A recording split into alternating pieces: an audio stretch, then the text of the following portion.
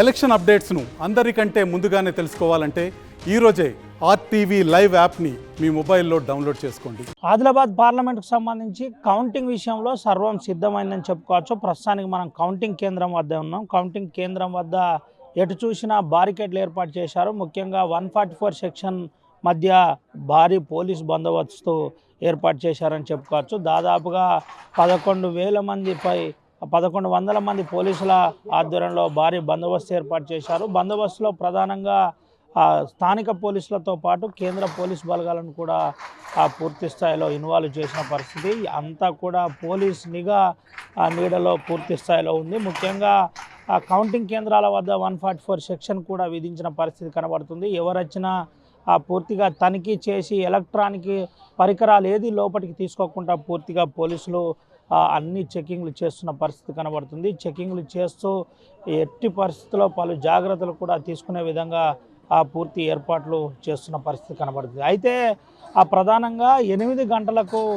పూర్తి స్థాయిలో కౌంటింగ్ సంబంధించిన అంశం మొదలు కానుంది. ప్రధానంగా 9 గంటలకు కౌంటింగ్ తొలి రౌండ్ను పూర్తి స్థాయిలో వెలువడనుంది. అయితే దీనికి సంబంధించి ఇప్పటికే అన్ని ఏర్పాట్లు చేసిన పరిస్థితి.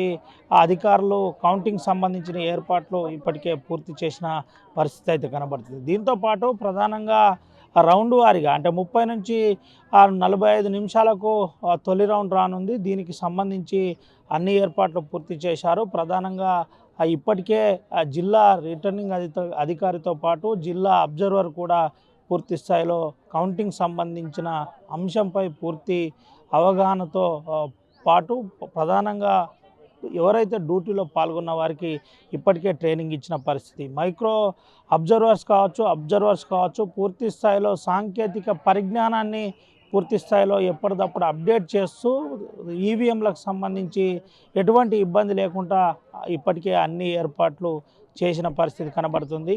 7 అసెంబ్లీ స్థానాల్లో పూర్తి స్థాయిలో ఈవీఎంలకు సంబంధించిన పూర్తి భద్రపరిచిన పరిస్థితి. అయితే దానికి ఇప్పటికే అన్ని ఏర్పాట్లు చేసిన పరిస్థితి అయితే కనబడుతుంది. దీనికి గాను ఎటువంటి ఇబ్బంది లేకుండా అన్ని జాగ్రత్తలు తీసుకున్న పరిస్థితి అయితే కనబడుతుంది. ఒక్కసారి మనం వివరాలు కనుక గమనించినట్లయితే పూర్తిగా సెగ్మెంట్ వారీగా ప్రధానంగా మనం చూసుకున్నట్టుగా అయితే సెగ్మెంట్ వారీగా ఇప్పటికే అన్ని ఏర్పాట్లు చేసిన పరిస్థితి కనబడుతుంది. దీనికి గాను ప్రధానంగా ఇటు టీటీడీసీ శిక్షణ కేంద్రం ఏదైతుందో సాంకేతిక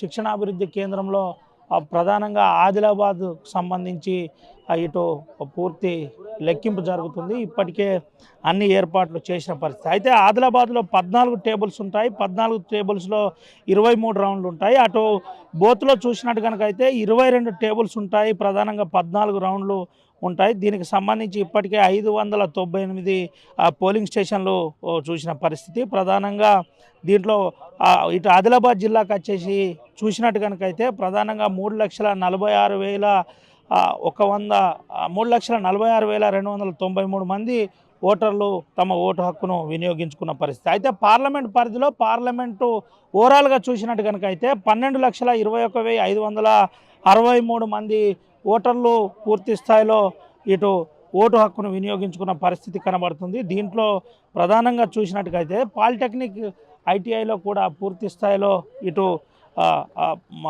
ఖానాపూర్, నిర్మల్ అదేవిధంగా ముదోల్కు సంబంధించిన అన్ని ఈవీఎంలు భద్రపరిచారు. వాటికి సంబంధించి అన్ని ఏర్పాట్లు చేస్తున్న పరిస్థితి. అయితే దాదాపుగా 926 పోలింగ్ స్టేషన్స్ నిర్మల్ జిల్లాలో ఉంటాయి. దీంట్లో ప్రతి కాన్స్టిట్యున్సీకి 22 రౌండ్ల చొప్పున ఉంటుంది. నిర్మల్ 22 రౌండ్లు, అదేవిధంగా ముదోల్ వచ్చేసి 23 రౌండ్లు కనబడుతుంది. అటు మనం ఆసిఫాబాద్ జిల్లా కనుక చూసినట్టుకైతే ఆసిఫాబాద్ జిల్లాలో 5,39,815 మంది ఓటు హక్కు వినియోగించుకున్న పరిస్థితి. దీంట్లో ఆసిఫాబాద్ పోలింగ్ స్టేషన్లో అత్యధికంగా 26 ఉంటుంది. 16 టేబుల్స్ ఏర్పాటు చేశారు.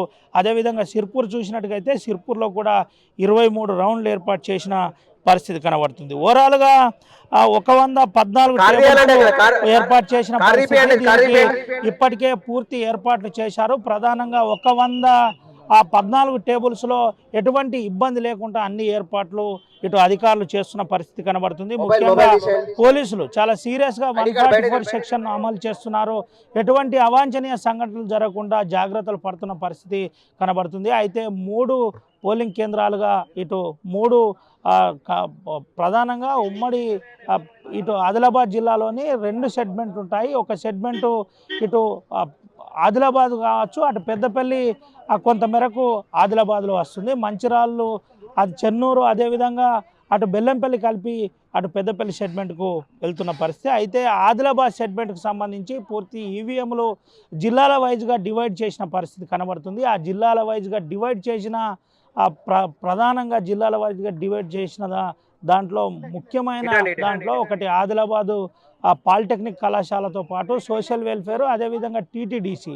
దీంట్లో పూర్తి స్థాయిలో ఈవీఎంలను భద్రపరిచారు. ఈవీఎంలకు సంబంధించిన పూర్తి ఏర్పాట్లు ఇటు అధికారులు పూర్తి చేసిన పరిస్థితి కనబడుతుంది. దీంట్లో భాగంగానే ఇప్పటికే అన్ని ఏర్పాట్లు చేశారు. కౌంటింగ్ కేంద్రాల వద్ద ఏజెంట్లు, ఎవరైతే పార్టీకి సంబంధించిన ఏజెంట్లు ఉన్నారో ప్రతి పార్టీకి సంబంధించిన ఏజెంట్లను అన్ని తనిఖీలు చేసి లోపలికి పంపించిన పరిస్థితి. వారికి కూడా వారి ముందు ఈవీఎంలను ఓపెన్ చేస్తారు. ఈవీఎంలను ఓపెన్ చేసి ఏ విధంగా ఉండబోతుందో పూర్తిగా అవగాహన కలిగిస్తారు. దానికి సంబంధించి ఎటువంటి ఆబ్జెక్షన్ ఉన్నా చెప్పే విధంగా అన్ని ఏర్పాట్లు చేసిన పరిస్థితి కనబడుతుంది. ఓవరాల్గా ఆదిలాబాద్ జిల్లా పార్లమెంట్కి వచ్చేసి లెక్కింపుకు సర్వం సిద్ధముందని చెప్పుకోవచ్చు.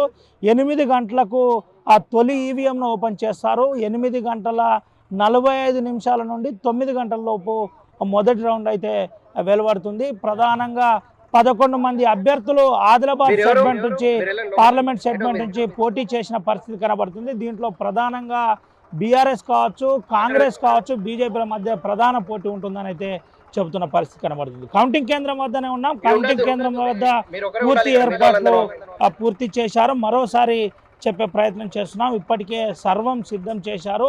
ఇక ఈవీఎంలను ఓపెన్ చేయడమే తర్వాయి అని చెప్పక తప్పదు. సుమన్తో రవినాయక్, RTV ఆదిలాబాద్. మరిన్ని వీడియోస్ కోసం ఛానల్ ని సబ్స్క్రైబ్ చేయండి. లేటెస్ట్ అప్డేట్స్ కోసం వాట్సాప్ ఛానల్ ని ఫాలో చేయండి. అండ్ లింక్ డిస్క్రిప్షన్ లో ఉంది.